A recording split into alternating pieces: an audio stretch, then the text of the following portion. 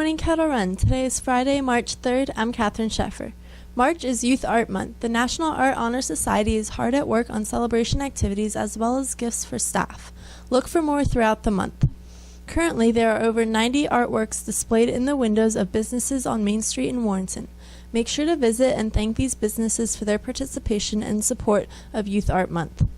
Don't miss the Fauquier County Arts Festival at Liberty High School March 24th and March 25th. NHS is hosting a movie marathon after midterms. Let's go to the tape for details. Hey Luke, what are you doing after midterms this year? Absolutely nothing. What are you up to? Well, I was thinking about going to this movie marathon here. It sounds like a lot of fun. Oh, really? Where is it? It's here, actually, in the Keller Run Commons. What time does it start? It starts at noon, and since you have a half day that day, it's pretty much right after school. All right. Is there a cost involved at all? It's only $3, which is pretty cheap considering that these movies just came out. It's Batman vs. Superman and Doctor Strange. Wow. That sounds like a great opportunity. Is there anything I need to bring? I mean, you can bring a lawn chair or a pillow, and you should probably bring some cash too since they're selling concessions. That sounds great. Yeah. Awesome. I'll see you there. Sounds good.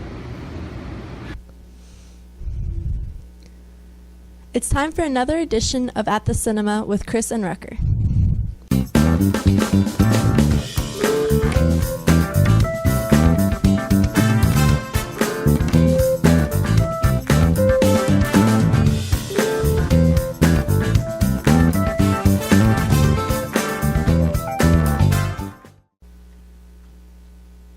Welcome to At the Cinema. So today we're going to be talking about some of the best directors who we think really brought some of the best worlds to cinema alive. Yeah. So We're talking about this because of Damien Chazelle's historic win in this year's Oscars. He's the youngest director to ever win at 32 years old. First filmmaker I would like to talk about is someone who you've probably never heard of, but I certainly have. Ingmar Bergman. Ingmar Bergman is he's a Swedish filmmaker. He operated from like the 1950s to around the 90s. His last film came out in 2002, and he made some of the best films in history. Like he made The Seventh Seal, which is about a man who's coming home from the Crusades, and he meets death, and he plays death in a game of chess over his life. And another one of my personal favorites is Wild Strawberries, which is about an old man reflecting on his life and how he feels like he's done nothing with it, even though he's done so many great things. He feels like he hasn't done enough, and it's just so emotionally heartbreaking that Ingmar Bergman is one of the best directors who's ever lived. My number 3 is Zack Snyder, and Zack Snyder is a very polarizing director. Yes. He's, for sure. It's not very common for someone to list Zack Snyder as one of their favorite directors, but I just can't help it. I love his vision. I love the visuals that he produces. One of my favorite movies recently, and I think a very underrated movie, is Batman vs. Superman, the ultimate cut.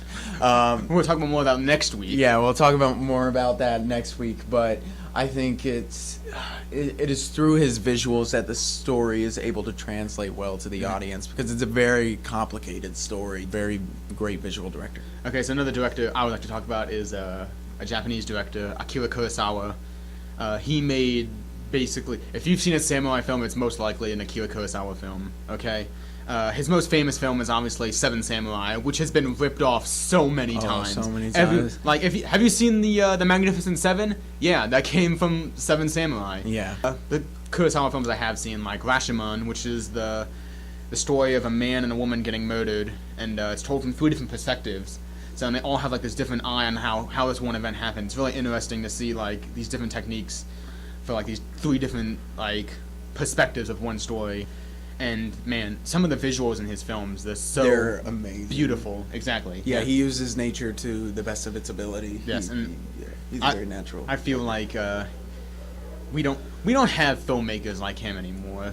Okay, my number 2 would have to be Wes Anderson. Yes. I love this man. Who doesn't love Wes Anderson? Yeah, Wes Anderson has definitely become more popular in recent years because of the Grand Budapest Hotel and Moonrise Kingdom, yes. which I found out about him through Moonrise Kingdom. Absolutely loved it. I loved the visual style. Yeah. I loved his unique method of storytelling. Okay.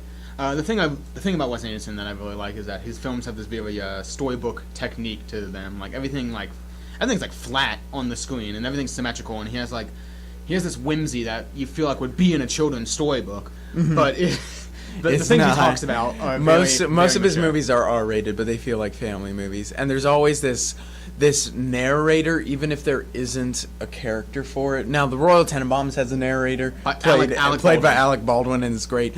But a lot of his movies have this sort of underlying narrator to it, and it feels like a story, and I think that's very commendable. But definitely, if you haven't seen any of his movies, please watch them. They're amazing. Right. So the next director I would like to talk about is one who I'm sure everyone has heard of now. He's one of the best people working today, and that's Quentin Tarantino.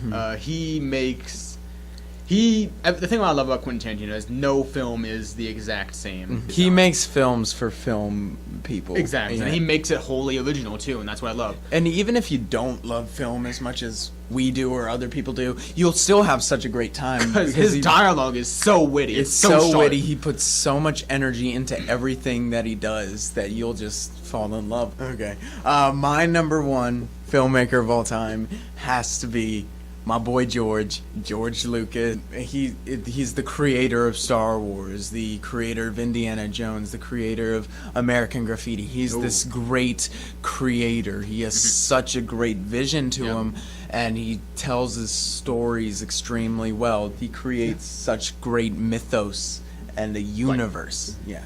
American Graffiti, it feels like you're actually watching teenagers.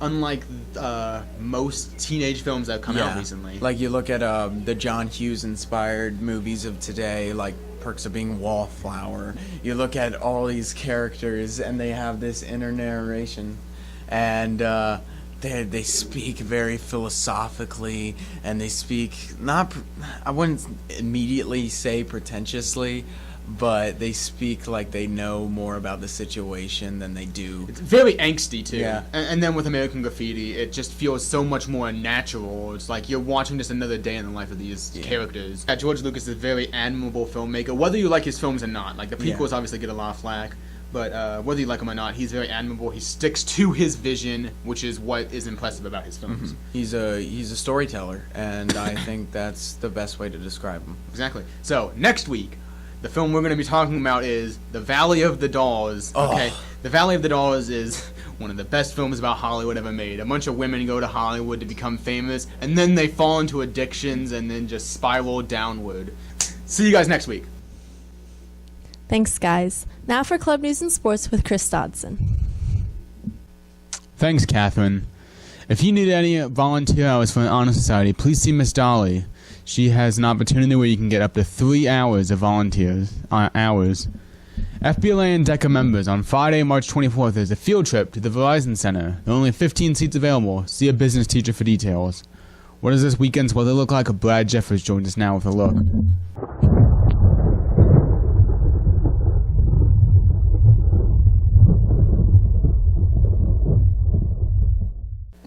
Thanks, Chris. Okay, folks, so today's looking like a very nice day. 43 degrees is the high with partly cloudy skies for the most part of the day. Then as we move to tomorrow, we're looking at sunny skies and a high of 42. Then on Sunday, 43 is the high and partly cloudy skies. That's the weather from No Better. Back to you. Thanks, Brad. If you know how to shoot and edit video, the football team needs you. They're looking for 3 students to travel with them to film every single game. If you have any questions, please see Coach Pickett. Have a great day. We leave with a look at the birthdays and the lunch menu.